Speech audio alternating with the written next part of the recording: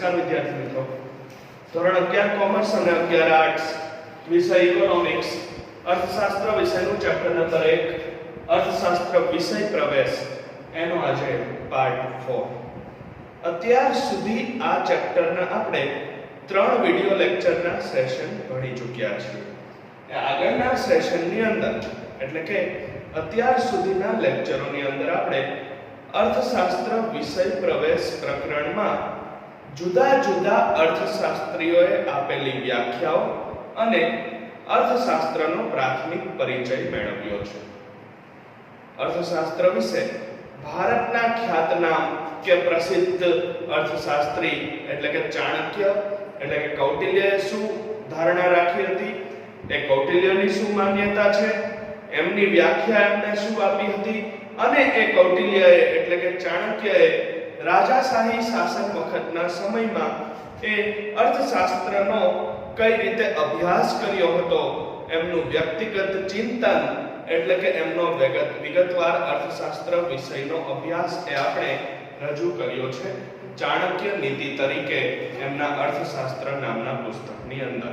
અને ભારતના સંદર્ભમાં તો વાત થઈ અને ભારત સિવાયના અન્ય પશ્ચિમી દેશોમાં પણ યુરોપ, અમેરિકા વગેરે જેવા, ઇંગ્લેન્ડ વગેરે જેવા પશ્ચિમી દેશોમાં પણ જુદા જુદા સમયગાળા દરમિયાન જુદા જુદા અર્થશાસ્ત્રીઓએ અર્થશાસ્ત્ર વિશે પોતાનો અભ્યાસ કર્યો છે.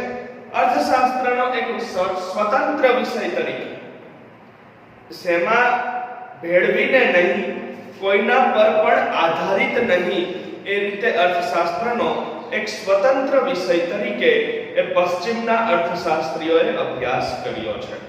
એ પશ્ચિમી અર્થશાસ્ત્રીઓની બાબતમાં આપણે સૌથી પહેલા એરિસ્ટોટલથી શરૂઆત કરી. એરિસ્ટોટલની વ્યાખ્યા, ત્યાર પછી એડમ સ્મિથ કે જે અર્થશાસ્ત્રના પિતા તરીકેનું બિરુદ પામેલા છે, એડમ સ્મિથની વિગતવાર વ્યાખ્યા અને એનો વિગતવાર અભ્યાસ, ત્યાર પછી પ્રોફેસર આલ્ફ્રેડ માર્શલ કે જેને આપણે પ્રોફેસર માર્શલ તરીકે જાણીશું આગળના અભ્યાસમાં, એ પ્રોફેસર આલ્ફ્રેડ માર્શલની વ્યાખ્યા અને એની ટીકાઓ આપણે ભણી ગયા. ત્યાર પછી પ્રોફેસર લાયોનસ રોબિન્સની અછતલક્ષી વ્યાખ્યા અને એનો પણ આપણે વિગતવાર અભ્યાસ કર્યો. અને સૌથી છેલ્લે આગળના સેશનની અંદર આપણે સેમ્યુઅલ્સન નામના અર્થશાસ્ત્રીની વ્યાખ્યા પણ ભણી ગયા છીએ. હવે આપણે આ સેશનમાં આગળ વધવાનું છે આર્થિક પ્રવૃત્તિ અને બિન આર્થિક પ્રવૃત્તિના ખ્યાલ તરફ. એટલે કે વિડિયો લેક્ચરના આ સેશનની અંદર પાર્ટ 4 ની અંદર આપણે આર્થિક પ્રવૃત્તિ અને બિન આર્થિક પ્રવૃત્તિનો વિગતવાર પરિચય મેળવવાનો છે. આર્થિક પ્રવૃત્તિ કોને કહેવાય, એનો અર્થ અને વ્યાખ્યા, એના વિવિધ ઉદાહરણો, ત્યારબાદ બિન આર્થિક પ્રવૃત્તિ કોને કહેવાય, એનો અર્થ અને વ્યાખ્યા અને એના ઉદાહરણો, ત્યાર પછી આર્થિક પ્રવૃત્તિ અને બિન આર્થિક પ્રવૃત્તિ વચ્ચેનો તફાવત એટલે કે બંને વચ્ચેનો ડિફરન્સ, જે આપણે 2 અને 3 માર્ક્સના પ્રશ્નોની દ્રષ્ટિએ એ પરીક્ષામાં ખૂબ જ અગત્યનો પોઈન્ટ સાબિત થઈ પડે છે. તો સૌથી પહેલા આર્થિક પ્રવૃત્તિનો અર્થ કે વ્યાખ્યા. હવે આર્થિક પ્રવૃત્તિના ખ્યાલ ઉપર જતા પહેલા આપણે એ જાણીએ છીએ કે ધર્મ, અર્થ, કામ અને મોક્ષ માનવ જીવનના આ 4 કર્તવ્યો વર્ણવ્યા છે. ભારતની ધાર્મિક માન્યતા અનુસાર ભારતના જુદા જુદા ધાર્મિક ગ્રંથોમાં, પૌરાણિક ગ્રંથોમાં આનો આધાર લેવામાં આવ્યો છે અને જુદા જુદા દરેક ધર્મોમાં માનવ જીવનના મુખ્યત્વે 4 કાર્યો કે 4 પુરુષાર્થ એટલે કે 4 પ્રકારની મહેનત એ માનવ જીવનમાં એ દરેક વ્યક્તિએ, દરેક માનવીએ કરવાની હોય છે: ધર્મ, અર્થ, કામ અને મોક્ષ. એમાંથી અર્થશાસ્ત્રને માત્ર ને માત્ર આર્થિક પ્રવૃત્તિઓ સાથે જ નિસ્બત છે. અર્થશાસ્ત્ર માત્ર એવી બાબતોનો જ અભ્યાસ કરે છે, અર્થશાસ્ત્ર એટલે કે આપણું ઇકોનોમિક્સ એ માત્ર એવી બાબતોને જ જાણે છે, એવી બાબતો સાથે જ એને નિસ્બત છે કે જેમાં નાણું સંકળાયેલું હોય, જેમાં આર્થિક બાબતોની લેવડ દેવડ હોય, જેમાં નાણાંની લેવડ દેવડ થતી હોય, નાણાંનો વિનિમય થતો હોય, એટલે કે આર્થિક વ્યવહાર જોડાયેલો હોય, આર્થિક વ્યવહાર સંકળાયેલો હોય એવી બાબતોનો જ અર્થશાસ્ત્રમાં અભ્યાસ થાય છે. ધર્મનો અભ્યાસ થતો નથી, મોક્ષનો અભ્યાસ થતો નથી. અર્થશાસ્ત્રમાં માત્ર ને માત્ર એ અર્થ સાથે સંકળાયેલી એટલે કે નાણાં સાથે સંકળાયેલી પ્રવૃત્તિઓનો જ વિગતવાર અભ્યાસ કરવામાં આવે છે. આમ તો દરેક માનવી રોજે રોજ અને પોતાના સમગ્ર જીવનકાળ દરમિયાન અનેક પ્રકારની પ્રવૃત્તિઓ કરતો હોય છે. મંદિરે દર્શન કરવા જવું, નોકરી ધંધો કે વ્યવસાય કરવો, નાના બાળકોને ટ્યુશન આપવાની પ્રવૃત્તિ કરવી, ખેતરમાં જઈને ખેતીનું કામ કરવું, આ ઉપરાંત રસ્તે ચાલતા વૃદ્ધોને રસ્તો ઓળંગાવવો એટલે કે રસ્તો ક્રોસ કરાવવાની પ્રવૃત્તિ ક્યારેક ક્યારેક માનવી કરે છે. મિત્રો કે સગા સંબંધીઓની દુકાને જઈ અને બેસવું, હોટલમાં જઈને જમવું, પુસ્તક વાંચવું, આવી અનેક પ્રકારની પ્રવૃત્તિઓ માનવી પોતાના રોજબરોજના જીવનમાં કરે છે. હવે આ બધી પ્રવૃત્તિઓ સાથે અર્થશાસ્ત્રને લેવા દેવા નથી. જેટલા પણ આપણે ઉદાહરણો જોયા એ દરેકે દરેક પ્રવૃત્તિઓનો અભ્યાસ એ અર્થશાસ્ત્રમાં થતો નથી. અર્થશાસ્ત્રમાં માત્ર ને માત્ર એવી જ પ્રવૃત્તિઓ વર્ણવાય છે. અર્થશાસ્ત્રની અંદર માત્ર ને માત્ર એવી પ્રવૃત્તિઓનો જ અભ્યાસ થાય છે કે જેની સાથે નાણાકીય લેવડ દેવડ એટલે કે નાણું સંકળાયેલું હોય. નાણાંનો વ્યવહાર ન થતો હોય કે નાણાંની લેવડ દેવડ ન થતી હોય કે નાણાંનો વિનિમય ન થતો હોય એવી પ્રવૃત્તિઓ સાથે અર્થશાસ્ત્રને કોઈ જ નિસ્બત નથી. એવી પ્રવૃત્તિઓનો અર્થશાસ્ત્રમાં અભ્યાસ પણ થતો નથી. એટલે કે બિન આર્થિક પ્રવૃત્તિઓનો અર્થશાસ્ત્રમાં ક્યારેય કોઈ અભ્યાસ થતો નથી. હવે આપણે આર્થિક પ્રવૃત્તિ કોને કહેવાય એની અલગ અલગ 4 વ્યાખ્યાઓ સમજવાની છે. આર્થિક પ્રવૃત્તિનો અર્થ અથવા તો વ્યાખ્યા અથવા તો આર્થિક પ્રવૃત્તિ એટલે શું એવો આપણો પેપર સ્ટાઇલની અંદર વિભાગ બી નો 1 માર્ક્સનો પ્રશ્ન આવી શકે. ખૂબ જ અગત્યનો પોઈન્ટ આર્થિક પ્રવૃત્તિનો અર્થ. પારિભાષિક શબ્દો સમજાવો એમાં પણ હોઈ શકે, સંજ્ઞા સમજાવો એ સ્વરૂપે પ્રશ્ન પણ હોઈ શકે, નીચેના શબ્દોની વ્યાખ્યા આપો કે નીચેના શબ્દોના અર્થ લખો એ સ્વરૂપે પણ પેપરમાં હોઈ શકે છે. તો આર્થિક પ્રવૃત્તિઓની અલગ અલગ આપણે 4 વ્યાખ્યા ભણવાની છે. એમાં પહેલી વ્યાખ્યા, માનવી પોતાની જરૂરિયાતો સંતોષવાના હેતુસર વસ્તુઓ અને સેવાઓના વિનિમય માટે આવક મેળવવાની કે ખર્ચ કરવાની જે પ્રવૃત્તિ કરે છે તેને આર્થિક પ્રવૃત્તિ કહેવાય છે. હવે આપણે જોયું કે દરેક માનવીને પોતાના જીવનમાં અસંખ્ય જરૂરિયાતો ઉદ્ભવે છે. માનવીની જરૂરિયાતો અમર્યાદિત છે. આપણે લાયોનસ રોબિન્સની વ્યાખ્યામાં ભણી ગયા. પ્રોફેસર લાયોનસ રોબિન્સે અર્થશાસ્ત્રની જે અછતલક્ષી વ્યાખ્યા આપેલી હતી એ અછતલક્ષી વ્યાખ્યામાં આપણે જોઈ ગયા કે માનવ જીવનની જરૂરિયાતો અમર્યાદિત છે. એનો ક્યારેય અંત આવવાનો નથી. એ જરૂરિયાતો ક્યારેય પૂરી થવાની નથી. દાખલા તરીકે કોઈ વ્યક્તિ પગપાળા એટલે કે ચાલીને એ શાળાએ જતો હોય કોઈ વિદ્યાર્થી, ભવિષ્યમાં એને એવું થાય અમુક વર્ષો પછી કે એની પાસે સાયકલ હોય તો સારું, તો એ સાયકલની ખરીદી કરે છે. સાયકલ 2-3 વર્ષ કે 4 વર્ષ વાપર્યા પછી એના જ વિદ્યાર્થીઓને એ ઈચ્છા થાય છે આગળ જતા કે હવે એની પાસે સ્કૂટર હોય તો સારું. સ્કૂટર ખરીદી લીધા પછી એને બાઇકનું મન થાય. કોલેજ કાળ સુધીમાં આવતા સુધીમાં એને કારની ઈચ્છા પણ થવા જોગ છે. એટલે માનવીની જરૂરિયાતો અમર્યાદિત છે. માનવીની જરૂરિયાતોનો કોઈ અંત આવવાનો નથી, એનો કોઈ પાર આવવાનો નથી. અને એ આગળ જતા સમય જતા વધતી જાય છે એની જરૂરિયાત. તો એ દરેક જરૂરિયાત સંતોષવી એ પણ એના માટે શક્ય નથી. દરેક જરૂરિયાત પૂર્ણ થાય એવું પણ શક્ય નથી. એટલે એ અમુક જરૂરિયાતો માનવીની એ ફરજિયાત છે કે જેની પૂર્તતા કરવી પડે. તો માનવ જીવનના 4 પ્રારબ્ધ, માનવ જીવનના 4 કાર્યો જે વર્ણવ્યા છે એમાં અર્થ ઉપાર્જન કરવું, ધર્મ, અર્થ, કામ અને મોક્ષની અંદર બીજું કાર્ય છે અર્થ એટલે કે નાણાં મેળવવા એ દરેક માનવીની જરૂરિયાત છે. શું કામ નાણાં મેળવે છે માનવી? તો કે પોતાની જરૂરિયાતો સંતોષવા માટે, પોતાની ઈચ્છાઓને પૂર્ણ કરવા માટે. તો એવી માનવી પોતાની કોઈ પણ જરૂરિયાત સંતોષવા માટે, જરૂરિયાત સંતોષવાના હેતુથી, બીજા કોઈ હેતુથી પ્રવૃત્તિ નથી કરતો, પણ એ માટે પ્રવૃત્તિ કરે છે કે એની જરૂરિયાત સંતોષવાના હેતુથી વસ્તુઓ અને સેવાઓના વિનિમય માટે આવક મેળવવાની કે મળેલી આવકને ખર્ચ કરવાની જે પ્રવૃત્તિ કરે છે તેને અર્થશાસ્ત્રની પરિભાષામાં આર્થિક પ્રવૃત્તિ કહેવાય છે. કોઈ પણ માનવી એમને કોઈ પ્રવૃત્તિ ન કરે, પણ એટલા માટે કરે કે એના દ્વારા એને નાણાં મળે, એટલે કે આવક મળે, અને એ આવક મળે કે નાણાં મળે એને સામે એ ખર્ચ કરી શકે, વાપરી શકે, અને એ ખર્ચ કરી અને પોતાની વસ્તુની કે સેવાની કે ઉદ્ભવેલી જે કઈ જરૂરિયાતો છે એને સંતોષી શકે, એ જરૂરિયાતોને પૂર્ણ કરી શકે, એના માટે જે પ્રવૃત્તિ કરે છે એને આર્થિક પ્રવૃત્તિ કહેવાય છે. આ પહેલી વ્યાખ્યા કે પોતાની જરૂરિયાતો સંતોષવા માટે, જરૂરિયાતો સંતોષવાના હેતુસર જે કઈ પ્રવૃત્તિ કરે છે એનો હેતુ એનો બીજો કોઈ હોતો નથી, દાન, ધર્મ કે સેવાનો હેતુ હોતો નથી, પણ એ માટેનો એનો હેતુ હોય છે, પ્રવૃત્તિ કરવા પાછળ એનો ઉદ્દેશ્ય એ હોય છે કે એમાંથી નાણાં મેળવી, એમાંથી આવક મેળવી અને એના દ્વારા એ વસ્તુઓ અને સેવાઓનો વિનિમય કરી શકે. વિનિમય એટલે લેવડ દેવડ અથવા તો ખરીદ વેચાણ.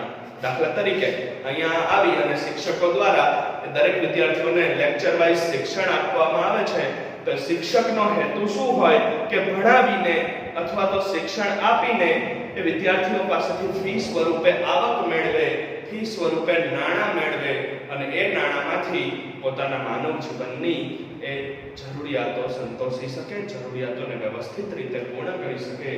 એટલા માટે એ શિક્ષકો શિક્ષણ આપવાની પ્રવૃત્તિ કરે છે, તો એને આર્થિક પ્રવૃત્તિ કહેવાય છે. એટલે કે જે કોઈ પણ પ્રવૃત્તિ માનવી કરે એની પાછળનો એનો હેતુ નાણાં મેળવવાનો હોય, આવક મેળવવાનો હોય, અને મેળવી અને એને સામે ખર્ચ કરે, અને ખર્ચ કરીને પોતાની જરૂરિયાતો સંતોષી શકે, તો એવી પ્રવૃત્તિને આર્થિક પ્રવૃત્તિ કહેવાય છે.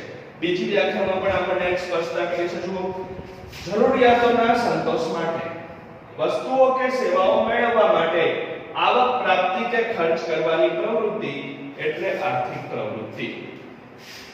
જરૂરિયાતોના સંતોષ માટે, જરૂરિયાતોને પૂર્ણ કરવા માટે, પોતાની ઉદ્ભવેલી માનવ જીવનની જરૂરિયાતો સંતોષવા માટે. હવે જરૂરિયાતો ક્યારે સંતોષાય? જ્યારે એના માટે કોઈ સાધન કે પછી કોઈ ચીજ વસ્તુ ઉપલબ્ધ હોય ત્યારે. દાખલા તરીકે માનવીને ખોરાકની જરૂરિયાત છે, ભૂખ લાગી છે, તો એ ખોરાકની જરૂરિયાત ક્યારે સંતોષાશે? કે એની પાસે ખાદ્ય પદાર્થો ઉપલબ્ધ હોય ત્યારે. અને એ મેળવવા માટે એને શું કરવું પડે? તો કે આવક મેળવવી પડે, નાણાં મેળવવા પડે, અને એ આવક કે નાણાં કે કમાણીમાંથી એ ખાદ્ય પદાર્થો મેળવી અને પોતાની ભૂખ લાગવાની જરૂરિયાતને પૂર્ણ કરી શકે છે. તો જરૂરિયાતો સંતોષવા માટે વસ્તુઓ કે સેવાઓ મેળવવી પડે છે. જરૂરિયાતો તો જ પૂર્ણ થાય જો એની પૂર્ણતા માટે સામે ચીજવસ્તુ, સેવા કે સાધન ઉપલબ્ધ હોય તો. શિક્ષણ મેળવવું એ જરૂરિયાત છે. સંતોષાય ક્યારે? જો શિક્ષકો ઉપલબ્ધ હોય તો. તો એ શિક્ષણની જરૂરિયાત શિક્ષકોના સાધન દ્વારા સંતોષાય છે. તો આ રીતે જે કોઈ પણ જરૂરિયાતોના સંતોષ માટે, કોઈ પણ જરૂરિયાતોને પૂર્ણ કરવા માટે, કોઈ પણ જરૂરિયાતોને સંતોષવા માટે અને વસ્તુઓ અને સેવાઓની જરૂર હોય છે, તો જ એ જરૂરિયાત સંતોષાઈ શકે છે. તો એ વસ્તુઓ કે સેવાઓ મેળવવા માટે આવક જોઈએ, કમાણી જોઈએ. એ આવક મેળવવાની અથવા તો એ મળેલી આવકને ખર્ચ કરવાની જે પ્રવૃત્તિ માનવી દ્વારા કરવામાં આવે છે એને આર્થિક પ્રવૃત્તિ કહેવાય છે. પોતાની જરૂરિયાતોના સંતોષ માટે મેળવવી પડે સેવાઓ કે વસ્તુઓ, એ મેળવવા માટે આવક મેળવવી પડે, એટલે કે કમાણી કરવી પડે, આવક પ્રાપ્ત કરવી પડે. એ આવક પ્રાપ્ત કરવાની અથવા તો પ્રાપ્ત કરેલી આવકને ખર્ચ કરવાની જે પ્રવૃત્તિ માનવી દ્વારા સમયાંતરે થાય છે એને અર્થશાસ્ત્રની પરિભાષામાં આર્થિક પ્રવૃત્તિ કહેવામાં આવે છે. હવે આ જે પહેલી બે વ્યાખ્યાઓ ભણ્યા ને આપણે, એમાં મોટે ભાગે અર્થશાસ્ત્રના શબ્દોનો ઉપયોગ હતો. અર્થશાસ્ત્રના ઘણા બધા પારિભાષિક શબ્દોનો અહીંયા ઉપયોગ થઈ ગયો. વિનિમય, ત્યાર પછી જરૂરિયાતો સંતોષવી, બરાબર, ત્યાર પછી આવક પ્રાપ્તિ, ખર્ચ, આ બધા અર્થશાસ્ત્રની પરિભાષાના શબ્દો હતા. હવે આપણે બીજી બે વ્યાખ્યા છે, ત્રીજી અને ચોથી, એમાં સરળ શબ્દોમાં આર્થિક પ્રવૃત્તિનો અર્થ સમજવાનો છે. સાદા શબ્દોમાં સરળ ભાષામાં કહેવું હોય કે જેમાં બહુ મોટા હાઈ લેવલના અર્થશાસ્ત્રના પારિભાષિક શબ્દો વપરાયા નથી, એ સમજૂતીપૂર્વકની વ્યાખ્યા ત્રીજી, નાણાં મેળવવાના ઉદ્દેશથી કરવામાં આવતી શારીરિક અને માનસિક પ્રવૃત્તિ એટલે આર્થિક પ્રવૃત્તિ. જે પ્રવૃત્તિ કરવા પાછળ નાણાં મેળવવાનો હેતુ છે, નાણાં કમાવાનો હેતુ છે, એવી કોઈ પણ શારીરિક કે માનસિક પ્રવૃત્તિને આર્થિક પ્રવૃત્તિ કહેવાય છે. નાણાં જેમાંથી મળી રહેતા હોય એવી દરેક, એટલે કે જે પ્રવૃત્તિ કરવા પાછળનો માનવીનો હેતુ નાણાં મેળવવાનો હોય, આવક મેળવવાનો હોય, કમાણી કરવાનો હોય, તો એવી પ્રવૃત્તિને આર્થિક પ્રવૃત્તિ કહેવાય છે. પછી એ ભલે શારીરિક સ્વરૂપે થતી હોય કે માનસિક સ્વરૂપે થતી હોય તો પણ એને આર્થિક પ્રવૃત્તિની વ્યાખ્યામાં સમાવિષ્ટ કરી શકાય છે. દાખલા તરીકે કોઈ મજૂર લારી ખેંચી અને દિવસભર મજૂરી કરે છે તો એ શારીરિક શ્રમ કરે છે, શારીરિક મહેનત કરે છે અને મજૂરીના અંતે દિવસ દરમિયાન એને એનું જે વળતર કે મહેનતાણું મળે છે એનું આર્થિક વળતર છે. એવી જ રીતે કોઈ શાળાના આચાર્ય કે કોઈ કંપનીનો મેનેજર કે કોઈ હોટલ મેનેજર એ મજૂરની જેમ મજૂરી કરતા નથી, પરંતુ પોતાની માનસિક બુદ્ધિથી, પોતાના મગજની શક્તિ વાપરીને એ શાળાને કે કંપનીને આગળ વધારવા માટે નિર્ણયો લે છે, રોજે રોજ એનું સંચાલન અને વહીવટ કરે છે. તો એમાં એ પોતાની માનસિક શક્તિ વાપરે છે. મજૂરની જેમ શારીરિક શક્તિ નથી વાપરાતી, પરંતુ એ પોતાની માનસિક ક્ષમતા અને માનસિક શક્તિનો ઉપયોગ કરે છે, માનસિક કાર્ય કરે છે અને એની મદદથી નાણાં મેળવે છે આચાર્ય કે મેનેજર. તો એ પણ એક પ્રકારની આર્થિક પ્રવૃત્તિ જ છે. તો નાણાં મેળવવાના હેતુથી, નાણાં મેળવવાના ઉદ્દેશથી કોઈ પણ પ્રવૃત્તિ કરવામાં આવે, પછી એ શારીરિક પ્રવૃત્તિ હોય તોય ભલે અને માનસિક પ્રવૃત્તિ હોય તો પણ ભલે, એને આર્થિક પ્રવૃત્તિ કહેવામાં આવે છે. કે જેની પાછળનો હેતુ એ મહિનાના અંતે કે વર્ષના અંતે કે દિવસને અંતે એ નાણાં મેળવવાનો હોય છે, કમાણી કરવાનો હોય છે. એવી નાણાં મેળવવાના ઉદ્દેશથી, નાણાં મેળવવાના હેતુથી કરવામાં આવતી શારીરિક કે માનસિક પ્રક્રિયા. પછી એ શરીરને શ્રમ આપીને પણ મહેનત કરે તોય ભલે, શરીરને શ્રમ ન આપે અને માનસિક રીતે એ પોતાની ક્ષમતા દ્વારા, પોતાની વિચાર શક્તિથી આગળ વધે તો પણ ભલે, એ શારીરિક કે માનસિક શ્રમ જે આવક મેળવવા માટે થાય છે, નાણાં મેળવવા માટે થાય છે, એને આર્થિક પ્રવૃત્તિ કહેવાય છે. અને છેલ્લી વ્યાખ્યા, અર્થોપાર્જન માટે થતી દરેક પ્રવૃત્તિ એટલે આર્થિક પ્રવૃત્તિ. હવે અર્થોપાર્જન શબ્દને આપણે છૂટો પાડીએ તો એની સંધિ આ રીતે લખાય છે, અર્થ પ્લસ ઉપાર્જન. અર્થ એટલે નાણું અને ઉપાર્જન એટલે મેળવવું. અર્થ એટલે નાણું અને ઉપાર્જન એટલે મેળવવું, પામવું. અર્થોપાર્જન માટે થતી દરેક પ્રવૃત્તિ એટલે આર્થિક પ્રવૃત્તિ, કે જેમાં નાણાંનું ઉપાર્જન કરવાનો હેતુ હોય, આવક મેળવવાનો હેતુ હોય, કમાવવાનો હેતુ હોય, એવી કોઈ પણ પ્રવૃત્તિ એટલે આર્થિક પ્રવૃત્તિ. દાખલા તરીકે હોટલમાં જઈને જમવું એ વ્યક્તિની એક પ્રકારની આર્થિક પ્રવૃત્તિ છે. શું કામ?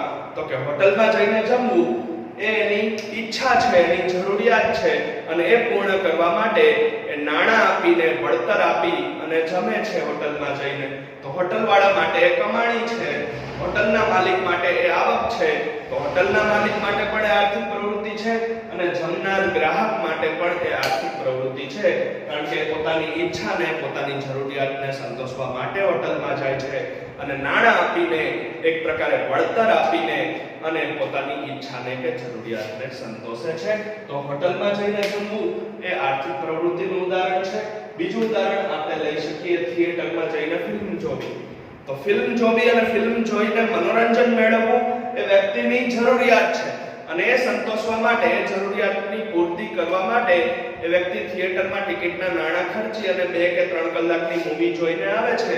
તો એ પણ એની આર્થિક પ્રવૃત્તિ છે, કારણ કે એના દ્વારા એની મનોરંજનની જરૂરિયાત સંતોષાય છે. ત્યાર પછી ત્રીજું ઉદાહરણ આપણે લઈ શકીએ ખેતરમાં જઈને ખેતી કરવી, ખેતર ખેડવું. ખેડૂતો પોતાના ખેતરમાં જે ખેતી કાર્ય કરે છે, કૃષિનું જે કાર્ય કરે છે, એમાં એનો હેતુ છેલ્લે તો શું હોય છે કે ખેતરમાં જે કંઈ પાકનું ઉત્પાદન થાય અથવા તો જે કંઈ ઉપજ મળે એ બજારમાં વેચી અને એમાંથી આવક મેળવીને પોતાનું ગુજરાન સારી રીતે ચલાવી શકે, પોતાની આવક મેળવી શકે, પોતે કમાણી કરી શકે, તો ખેડૂત દ્વારા ખેતરમાં ખેતી કાર્ય થાય છે, જે કંઈ કૃષિને સંલગ્ન પ્રવૃત્તિ કરવામાં આવે છે એ ખેતર ખેડવાની પ્રવૃત્તિને પણ આર્થિક પ્રવૃત્તિમાં સમાવિષ્ટ કરી શકાય છે. હવે આપણે જોવાનું છે બિન આર્થિક પ્રવૃત્તિનો ખ્યાલ. બિન આર્થિક પ્રવૃત્તિનો અર્થ અથવા તો બિન આર્થિક પ્રવૃત્તિની વ્યાખ્યા. કોને કહેવાય બિન આર્થિક પ્રવૃત્તિ? તો એમાં પણ આપણે બે વ્યાખ્યા અને એના ઉદાહરણો જોવાના છે. તો જે પ્રવૃત્તિનો ઉદ્દેશ્ય આવક મેળવવાનો, ખર્ચ કરવાનો કે તેનો વિનિમય કરવાનો હોતો નથી, પરંતુ તેના સિવાયનો હોય છે, તેને બિન આર્થિક પ્રવૃત્તિ કહેવાય છે. આર્થિક પ્રવૃત્તિની વ્યાખ્યાથી તદ્દન વિરુદ્ધ, આર્થિક પ્રવૃત્તિની વ્યાખ્યાથી તદ્દન ઉલટું, એનાથી તદ્દન વિપરીત એ બિન આર્થિક પ્રવૃત્તિનો અર્થ છે કે જે પ્રવૃત્તિ, જે કાર્ય અથવા તો જે ક્રિયા કરવા પાછળનો મુખ્ય હેતુ એ વ્યક્તિનો આવક મેળવવાનો હોતો નથી, નાણાં મેળવવાનો કે નાણાંનો ખર્ચ કરવાનો હોતો નથી, એનો વિનિમય, ચીજ વસ્તુ કે સેવાનો વિનિમય કે લેવડ દેવડ કે ખરીદ વેચાણ કરવાનો હોતો નથી, એવી પ્રવૃત્તિને એ બિન આર્થિક પ્રવૃત્તિ કહેવાય છે, જેમાં કોઈ પણ રીતે નાણું સંકળાયેલું નથી. નાણાં મેળવવાનો હેતુ નથી, નાણાંને ખર્ચ કરવાનો હેતુ નથી, આવક કે કમાણીનો પણ હેતુ નથી. જે પ્રવૃત્તિ કરવા પાછળનો હેતુ, એનો ઉદ્દેશ નાણાં મેળવવાનો ક્યારેય હોતો નથી, એવી તમામ પ્રવૃત્તિને બિન આર્થિક પ્રવૃત્તિ કહેવાય છે. એના સિવાયનો હેતુ હોય છે, બીજો કોઈ પણ હેતુ હોઈ શકે, દાન ધર્મનો હેતુ હોઈ શકે, આનંદ મેળવવાનો હેતુ હોઈ શકે, પોતાના મનને સંતોષ મેળવવાનો હેતુ પણ હોઈ શકે, માનસિક શાંતિ કે માનસિક સંતોષ મેળવવાનો હેતુ પણ હોઈ શકે, પણ ક્યાંય નાણાં મેળવવાનો હેતુ ન હોય, ક્યાંય એ આવક મેળવવાનો ઉદ્દેશ્ય ન હોય, તો એવી પ્રવૃત્તિને બિન આર્થિક પ્રવૃત્તિ કહેવાય છે. જે પ્રવૃત્તિનો ઉદ્દેશ એટલે કે જે પ્રવૃત્તિનો હેતુ આવક મેળવવાનો ન હોય, ખર્ચ કરવાનો ન હોય કે વિનિમય એટલે કે લેવડ દેવડ કે ખરીદ વેચાણ કરવાનો પણ હોતો નથી, પરંતુ એના સિવાયનો હોય છે. આ સિવાયનો બીજો કોઈ પણ હેતુ હોઈ શકે, આનંદ મેળવવાનો કે પુણ્ય કમાવાનો કે પછી માનસિક શાંતિ મેળવવાનો, એવો કોઈ પણ હેતુ હોઈ શકે, પણ નાણાકીય વળતર મેળવવાનો હેતુ ક્યાંય ન હોય, આવક મેળવવી કે આવક ખર્ચ કરવી કે ચીજ વસ્તુ કે સેવાઓનો વિનિમય કરવો, એવો કોઈ હેતુ ન હોય, તો એવી પ્રવૃત્તિને બિન આર્થિક પ્રવૃત્તિ કહેવામાં આવે છે. શબ્દોને છૂટા પાડી અને હજુ વધુ સરળ વ્યાખ્યા સમજવી હોય તો બિન આર્થિક પ્રવૃત્તિની બીજી વ્યાખ્યા કે નાણાં મેળવવાનો હેતુ ન હોય, પરંતુ સેવાની ભાવનાથી થતી હોય તેવી તમામ પ્રવૃત્તિને બિન આર્થિક પ્રવૃત્તિ કહેવાય છે. કે જે પ્રવૃત્તિઓની અંદર ક્યાંય કોઈ પણ રીતે નાણું સંકળાયેલું ન હોય, નાણાં મેળવવાનો હેતુ ન હોય, આવક મેળવવા માટે ન થતી હોય એ પ્રવૃત્તિ, અર્થ ઉપાર્જન માટે ન કરવામાં આવતી હોય એ પ્રવૃત્તિ, પણ સેવાની ભાવનાથી સેવાકીય પ્રવૃત્તિ થતી હોય, તો એને બિન આર્થિક પ્રવૃત્તિ કહેવાય છે. દાખલા તરીકે મંદિરોમાં દાન આપવાની પ્રવૃત્તિ, સામે કંઈ મેળવવાનો હેતુ હોતો નથી, એમાં દાતા એમને પોતે પુણ્ય કમાવાના હેતુથી અથવા તો સેવાની ભાવનાના હેતુથી દાન આપે છે. મંદિરમાં દાન આપ્યા પછી એની સામે વળતર તરીકે બીજી કોઈ આવક કે કમાણી મેળવવાનો હોતો નથી એનો હેતુ. દાન આપવું એ પણ એક પ્રકારની બિન આર્થિક પ્રવૃત્તિ છે. ભલે એમાં નાણું વપરાય છે, ભલે એમાં નાણું સંકળાયેલું છે, પરંતુ સામે કંઈ વળતર મેળવવાનો ઉદ્દેશ નથી, એટલા માટે દાન આપવાની પ્રવૃત્તિ એક પ્રકારની સેવાકીય કે ધાર્મિક પ્રવૃત્તિ છે, જેમાં નાણું સંકળાયેલું હોવા છતાં એને બિન આર્થિક પ્રવૃત્તિ એટલા માટે ગણી શકાય કે એમાં વળતર તરીકે બીજી કોઈ આવક કે અર્થ ઉપાર્જનનો હેતુ નથી. એવી જ રીતે રસ્તે ચાલતા વૃદ્ધોને રસ્તો ઓળંગાવવાની પ્રવૃત્તિ, એમાં પણ કોઈ વળતર મેળવવાનો હેતુ નથી. આપણે ઘણી બધી વખત રસ્તે ચાલતા જઈએ છીએ ત્યારે જોઈએ છીએ કે ઘણા બધા વ્યક્તિઓ વૃદ્ધોને અથવા તો અશક્ત વ્યક્તિઓને એ હાથ પકડી અને રસ્તો ક્રોસ કરાવે છે, રસ્તો ઓળંગાવે છે, તો એમાં રસ્તો ઓળંગાવ્યા પછી, રસ્તો ક્રોસ કરાવ્યા પછી એની પાસેથી કોઈ વળતર કે આવક મેળવવાનો હેતુ હોતો નથી. એ સેવાકીય પ્રવૃત્તિ છે. પોતે પોતાના મનની શાંતિ માટે પ્રવૃત્તિ કરે છે અને પ્રવૃત્તિમાંથી એને કોઈ અર્થ ઉપાર્જન થતું નથી. તો રસ્તે ચાલતા વૃદ્ધોને રસ્તો ઓળંગાવવાની પ્રક્રિયા એ પણ કોઈ પણ આર્થિક પ્રવૃત્તિ નથી, પરંતુ એનો સમાવેશ બિન આર્થિક પ્રવૃત્તિમાં થાય છે.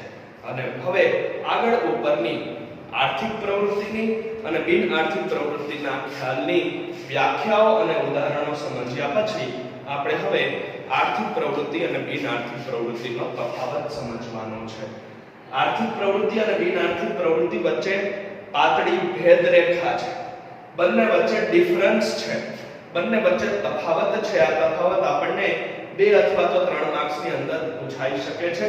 મોસ્ટ એમપી તફાવત છે. હવે અર્થશાસ્ત્ર વિષયની અંદર કોઈ પણ તફાવત તમારે જ્યારે લખવાનો થાય, તફાવત પૂછાય છે ત્યારે તફાવતમાં ખાસ ધ્યાન રાખવાનું છે કે પેજના 2 સરખા ભાગ પાડી અને પેન્સિલ અને સ્કેલની મદદથી લીટી આંકી અને પછી તફાવતનું વર્ણન કરવાનું છે. તફાવત હંમેશા ફરજિયાત આ જ રીતે લખાશે. તો તફાવતની અંદર પહેલો મુદ્દો છે આપણો અર્થ, એટલે કે આર્થિક પ્રવૃત્તિ કોને કહેવાય અને બિન આર્થિક પ્રવૃત્તિ કોને કહેવાય એનો અર્થ છે. તો અર્થ આપણે ભણી ગયા છીએ, એમાંથી જ કોઈ પણ અર્થ લેશું ટૂંકમાં. તો પહેલા આર્થિક પ્રવૃત્તિનો અર્થ કે અર્થોપાર્જન માટે થતી દરેક પ્રવૃત્તિને આર્થિક પ્રવૃત્તિ કહેવાય છે. જે પ્રવૃત્તિ અર્થ ઉપાર્જન માટે થાય છે, અર્થ એટલે કે નાણું અને ઉપાર્જન એટલે કે મેળવવું, પામવું. તો નાણાં મેળવવા માટે, નાણાંને કમાવા માટે જે પ્રવૃત્તિ થાય છે, જે પ્રવૃત્તિ પાછળ અર્થોપાર્જનનો હેતુ છે, જે પ્રવૃત્તિ પાછળ નાણાં મેળવવાનો ઉદ્દેશ છે, એવી નાણાકીય વળતર મેળવવાના હેતુસર થતી પ્રવૃત્તિને, એટલે કે અર્થોપાર્જન માટે થતી દરેકે દરેક પ્રવૃત્તિને આપણે આર્થિક પ્રવૃત્તિ કહી શકીએ. જ્યારે બિન આર્થિક પ્રવૃત્તિનો અર્થ કે એની વ્યાખ્યા શું આપી શકાય? તો કે અર્થ ઉપાર્જન ન થતું હોય તેવી દરેક પ્રવૃત્તિને બિન આર્થિક પ્રવૃત્તિ કહેવાય છે. જેમાં અર્થ ઉપાર્જન ન થતું હોય, જેમાં નાણું ન મળતું હોય, જેમાંથી આવક ન મળતી હોય, જેમાં નાણાંનો ખર્ચ ન થતો હોય, જેમાં સામે આર્થિક વળતરની આશા ન હોય, એવી અર્થ ઉપાર્જન ન થતું હોય એવી કોઈ પણ પ્રવૃત્તિને, વળતર તરીકે નાણું ન મળતું હોય, એના સિવાયનો બીજો કોઈ ઉદ્દેશ હોય એવી કોઈ પણ પ્રવૃત્તિને બિન આર્થિક પ્રવૃત્તિ કહેવાય છે. તો તફાવતની અંદર પહેલા મુદ્દામાં બંનેનો અર્થ ભણી લીધા પછી હવે ઉદાહરણ જોવાના છે બીજા મુદ્દામાં. તો ઉદાહરણ આર્થિક પ્રવૃત્તિના શું આપી શકાય? તો એ પણ આપણે જોઈ ગયા કે હોટલમાં જઈને જમવું એ એક આર્થિક પ્રવૃત્તિનું ઉદાહરણ છે. નાણાં આપીને જમીને પોતાની જરૂરિયાત સંતોષે છે વ્યક્તિ. થિયેટરમાં જઈને મૂવી જોવું, ફિલ્મ જોવી એ પણ એક આર્થિક પ્રવૃત્તિ છે. એમાં નાણાં આપીને, ટિકિટના નાણાં ચૂકવીને અને વ્યક્તિ પોતાની મનોરંજનની જરૂરિયાત સંતોષે છે.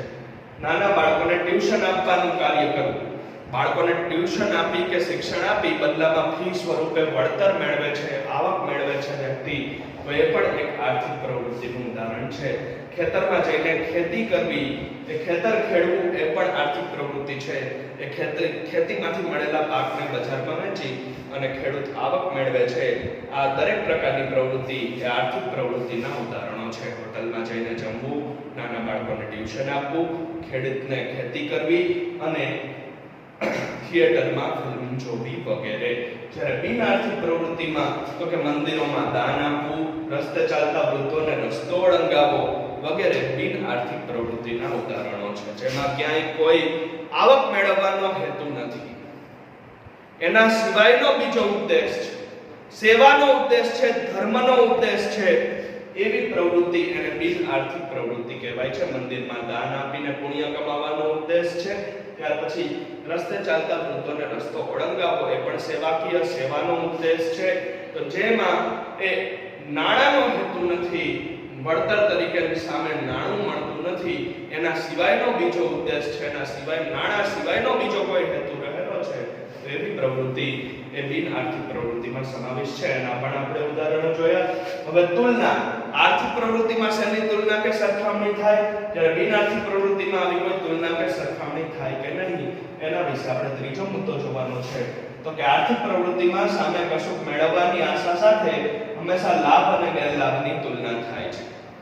આર્થિક પ્રવૃત્તિ એવી પ્રવૃત્તિ છે કે જેમાં વળતર તરીકે એ પ્રવૃત્તિમાં સામે કશુંક મેળવવાની આશા હોય છે. કશુંક એટલે નાણું મેળવવાની જ આશા હોય છે અને વ્યક્તિ પોતાના લાભ અને ગેરલાભની સરખામણી કરે છે કે પ્રવૃત્તિ કરવા પાછળ લાભ કેટલો અને ગેરલાભ કેટલો, ફાયદો કેટલો અને નુકસાન કેટલું. કે જે પ્રવૃત્તિમાં એ પ્રવૃત્તિ કર્યા પછી સામે વળતર તરીકે કશુંક મેળવવાની એટલે કે નાણાં મેળવવાની ઈચ્છા હોય, અર્થ ઉપાર્જનની ઈચ્છા હોય અને વ્યક્તિ સાથે સાથે પોતાના લાભ અને ગેરલાભનું પણ વિચારી શકે, એમાં લાભ અને ગેરલાભની પણ તુલના કરે, ફાયદા નુકસાનની પણ પરવા કરે, તો એવી પ્રવૃત્તિને આર્થિક પ્રવૃત્તિ કહેવાય છે. જ્યારે બિન આર્થિક પ્રવૃત્તિમાં આવી કોઈ પણ પ્રકારની તુલના કે સરખામણી થતી નથી. બિન આર્થિક પ્રવૃત્તિમાં ક્યારેય લાભ કે વળતરની કે ગેરલાભની કે ફાયદા નુકસાનની કોઈ પણ પ્રકારની તુલના થતી નથી. ચોથો મુદ્દો અવલંબન એટલે કે બીજા પરનો આધાર. તો આર્થિક પ્રવૃત્તિમાં હંમેશા વ્યક્તિએ કે પ્રવૃત્તિ કરનારે બીજા પર આધારિત રહેવું પડે છે, બીજા પર અવલંબિત રહેવું પડે છે. દાખલા તરીકે બજારમાંથી પુસ્તકની ખરીદી કરવાની પ્રક્રિયા, જેમાં જે તે વિદ્યાર્થીને જે તે વ્યક્તિને પુસ્તક જોઈએ છે એને એ વેચનાર વેપારી ઉપર કે દુકાનદાર ઉપર આધારિત રહેવું પડે છે, એના પર અવલંબિત રહેવું પડે છે, તો જ એની પ્રવૃત્તિ થાય છે. એટલે કે આર્થિક પ્રવૃત્તિ એવી પ્રવૃત્તિ છે કે જેમાં હંમેશા અન્ય વ્યક્તિ ઉપર કે બીજા વ્યક્તિઓ ઉપર આધારિત રહેવું પડે છે, અવલંબિત રહેવું પડે છે.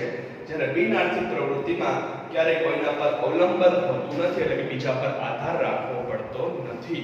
વ્યક્તિ પોતાની ઈચ્છાથી ઈચ્છે તો પ્રવૃત્તિ કરે છે, ન ઈચ્છે તો અન્ય પર આધારિત રહેવું પડતું નથી.